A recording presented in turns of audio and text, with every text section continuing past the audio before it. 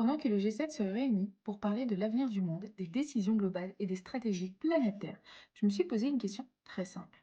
Comment se fait-il que les décisions les plus importantes soient parfois prises si loin des réalités du quotidien? Et pourquoi les histoires de gens ordinaires restent-elles si peu entendues? En regardant cette actualité, une pensée m'éveille. Pendant qu'on parle de chiffres, de stratégies, de décisions et de rapports, il y a partout des vies réelles qui avancent avec leurs doutes, leurs ruptures et leurs reconstructions. Des vies qui ne rentrent pas toujours dans les grandes salles de réunion. Et dans cette forme de confusion permanente, dans cette époque où tout va vite, où tout semble incertain, où l'on ne sait pas toujours à quoi se raccrocher, j'ai l'impression que nous avons besoin d'ancrage. Et cet ancrage, je le trouve dans quelque chose de très humain, des témoignages.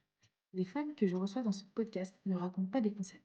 Elles racontent des vies, des basculements, des reprises, des moments où tout s'effondre et ceux où quelque chose se reconstruit.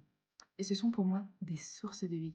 Parce que quand la voix des femmes éclaire le chemin des autres, quelque chose se remet en mouvement.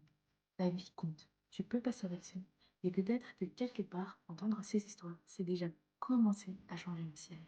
Alors, si cela résonne en toi, je t'invite à venir écouter les témoignages de femmes en action podcast. Peut-être qu'au détour d'une histoire, tu trouveras une réponse, une inspiration ou simplement la preuve que tout changement est possible. Alors, à te passer à l'action. Ciao.